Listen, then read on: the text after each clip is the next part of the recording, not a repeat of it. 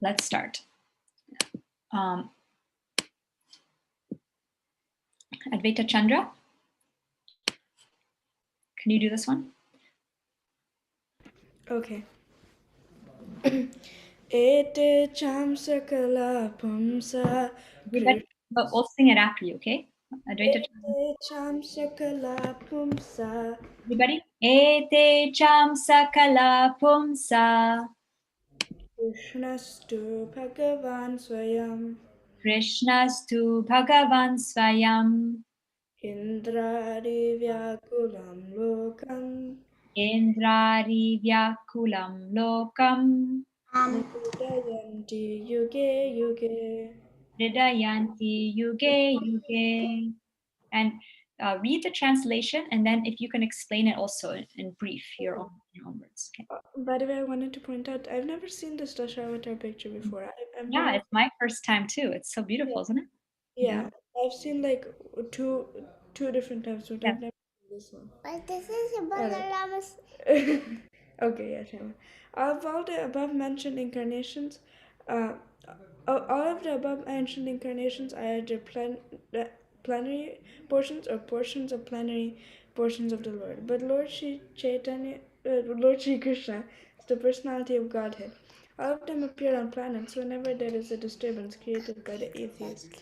The Lord incarnates to protect the theists. So basically, it's saying that all of the incarnations that was described, they're just a little spark of Krishna, or just a duplicate of Krishna himself. So, but the purpose of all these incarnations coming is to save the devotees and to annihilate the miscreants. Yeah. So Krishna is the supreme personality of Godhead. Yeah. Thank you, Advaita Chandra. Okay. Next one. Nishtala. Yes, Mataji. Krishna Swadamo Bhagate. Krishna Swadamo Bhagate. Dharma Jnana Dibi Saha. Dharma Jnana Dibhi Saha. Kalo Nashta Drisham Esha. Kalo Nashta Drisham Esha. Punarko Duna Ditaha. Puranarko. Puranarko Dunoditaha. Puranarko Dhuno Ditaha. Thank you, Nishma. And translation? This Bhagavata Purana is as brilliant as the sun, and it has arrived just after the departure of Lord Krishna to his own abode, accompanied by religion, knowledge, etc. Persons who have lost their vision due to the dense darkness of ignorance in the age of Kali shall get light from this Purana.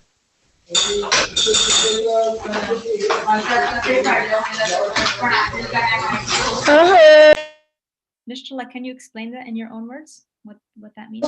So this is basically saying that when religion and everything went back to the spiritual world with Krishna, the Srimad Bhagavatam was the remaining light. Yeah. And it was like a sun that basically clears the darkness of ignorance in the age of Kali. Yeah, you can see the picture. See how Bhagavatam is giving light to these people who are taking shelter of Bhagavatam, and the other people are in darkness of Kali Yuga. So Srimad Bhagavatam is the incarnation of Krishna in this age of Kali. Okay, next verse. This is a long verse. Does anyone remember this verse? It's from a while, from when we first started. Anybody else? Like maybe Rasya or Charvi or Radha Smarna. Anybody want to try it, leading it?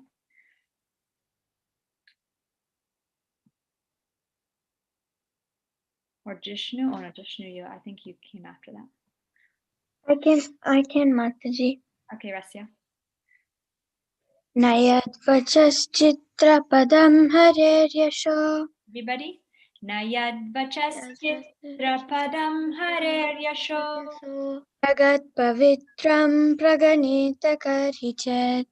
Jagat pavitram pragrinita karichet. Tadvayasam tirtamushanti manasa.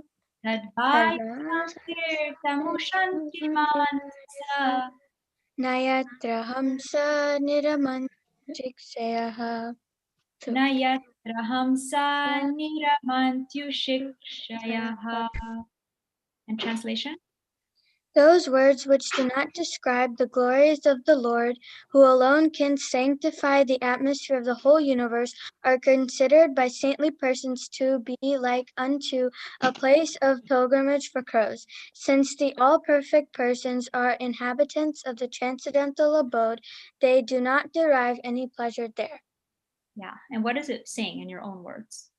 It's saying that any words that are not about Krishna are said to be places for pilgrimage for crows. Yeah.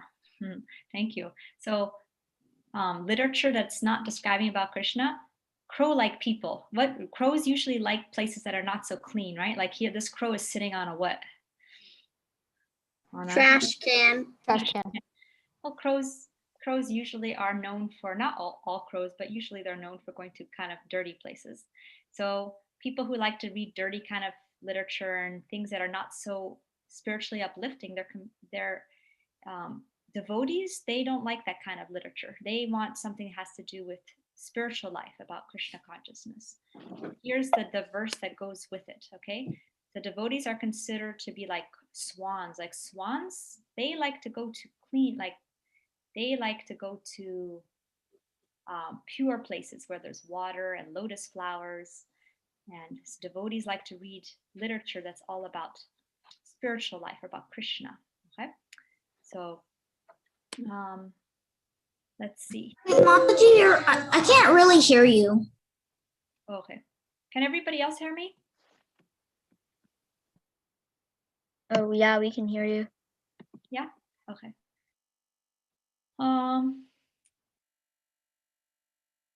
Let's see. Anybody else want to lead this verse who learned it before? Okay, then Mataji, can I do it? yeah. Okay. Tadvag visargo janataga vipalvo. Everybody? Tadvag vishargo janataga viplavo. Yasmin pratishlokam abhadhyavatyapi. Yasmin pratishlokam abhaddavatyapi. Namanyanastasya yaso nikataniyat. Namanyanantasya yashonkitanyat. Shrinvanti gayanti grinanti sadavaha. Shrinvanti gayanti grinanti sadavaha. Translation? On the other hand, that literature which is full of descriptions of the transcendental glories of the name, fame, forms, pastimes, etc., of the unlimited and supreme Lord is a different creation, full of transcendental words, directed toward bringing about a revolution in the impious lives of this world's misdirected civilization. Such transcendental literature, even though imperfectly composed, are heard, sung, and accepted by purified men who are thoroughly honest. Yeah. Can you explain that, Varun?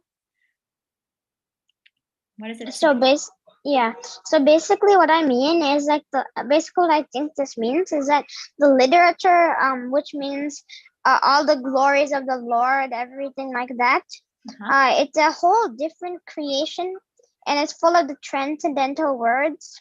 And it's bringing like a revolution full of the transcendental words in the impious lives of the misdirected civilization, which is like in this material world.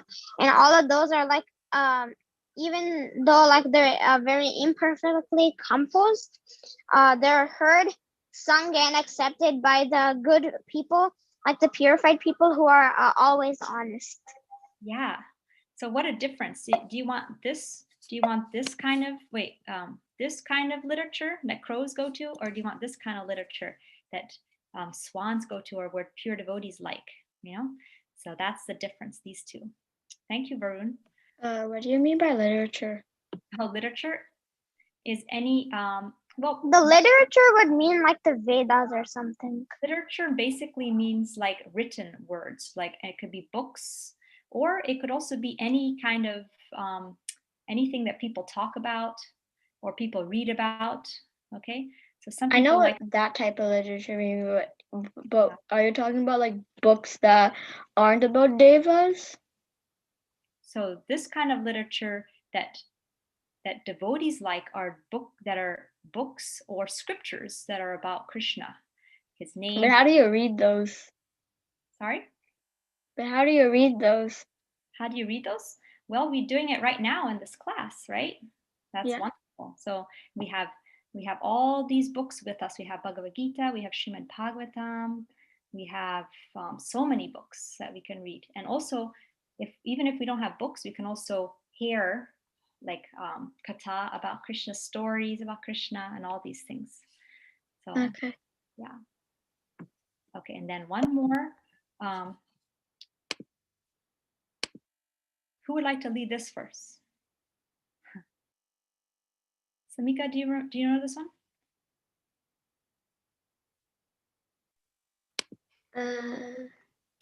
I think I heard it, but I don't really know if I can do it. Yeah, I can do it.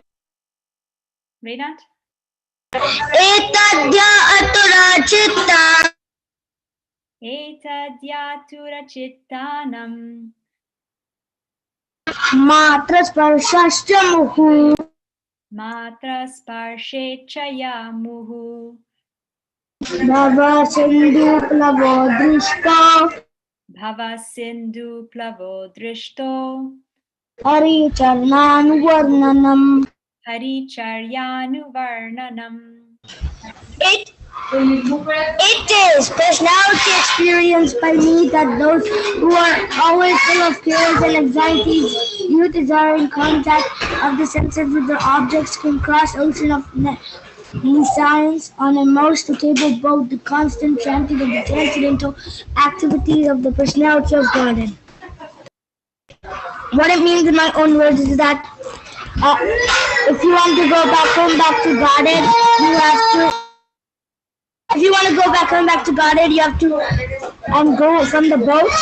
You have to do transcendental service to the most suitable personality of Godhead, and you have to chant and kirtan and give prasadam. Then you can go back home back to Godhead. That's what it means in my own words. Thank you, Vedant. So if you want to cross over the ocean of material anxieties, you get on a boat, and its analogy? The boat is like the constant chanting of Krishna's holy name. You calling me? Thank you so much. Now we'll move on. We're going to do